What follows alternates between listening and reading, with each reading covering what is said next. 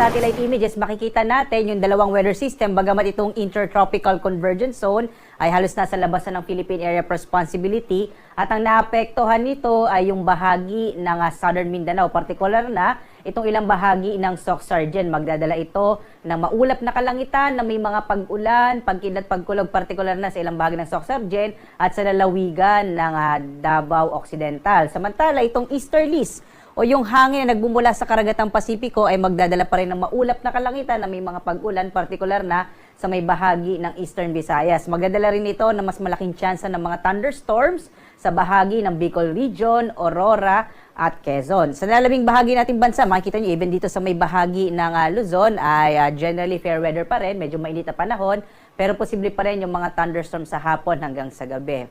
As of this moment po, wala pa rin tayong namomonitor na anumang low pressure area o bagyo sa loob at labas ng Philippine Area of Responsibility. So wala pa tayong namomonitor na bagyo na maaring pumasok sa loob ng Philippine Area of Responsibility. So medyo maliit pa yung chance at least in the next 2 to 3 days na magkaroon tayo ng bagyo. At magbibigay tayo agad na update pag meron tayong namataan.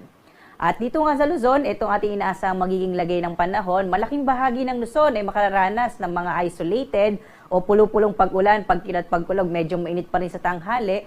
Mas malaking tsansa ng mga thunderstorm, partikular na sa may bahagi ng Bicol Region, lalong-lalo na sa may area ng Quezon at Aurora, dahil dito umiiral yung easterlies o yung hangin nagmumula sa karagatang Pasipiko. At kagaya ng binanggit ko, medyo mainit at tanghali pa rin yung mararanasan natin. Sa Lawag, agwat ng temperatura, 25 to 34 degrees Celsius.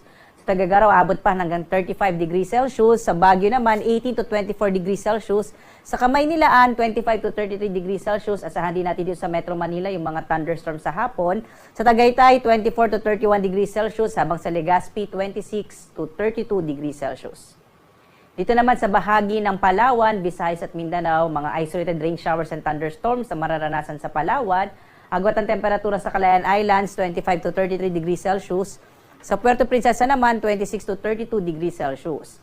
Malaking tsansa naman ang maulap na kalangitan na may mga pag-ulan sa bahagi ng Eastern Visayas at sa lalabing bahagi naman ng Kabisayaan sa Western at Central Visayas. Inaasahan natin yung mga isolated rain showers and thunderstorms.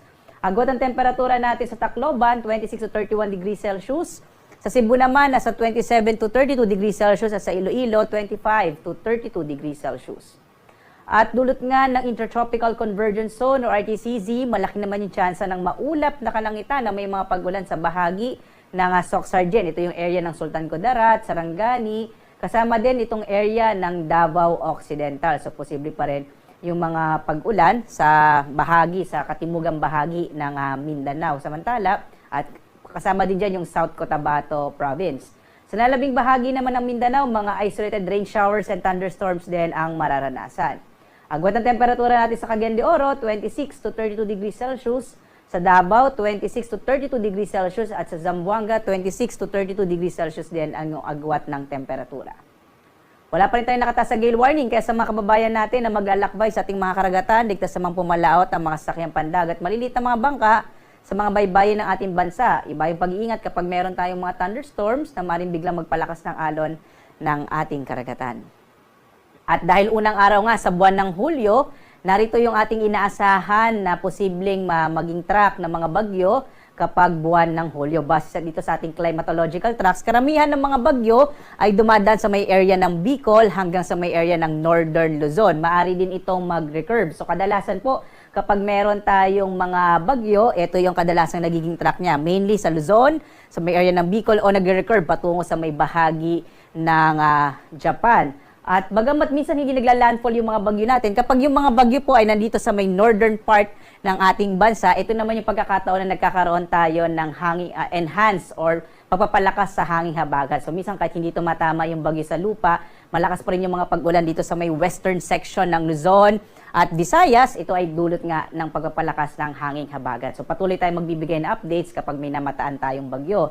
At in-expect din natin ngayong buwan ng Hulyo, 2 o 3 bagyo ang maaring mabuo papasok sa loob ng Philippine Area of Responsibility ngayong buwan nga ng Hulyo.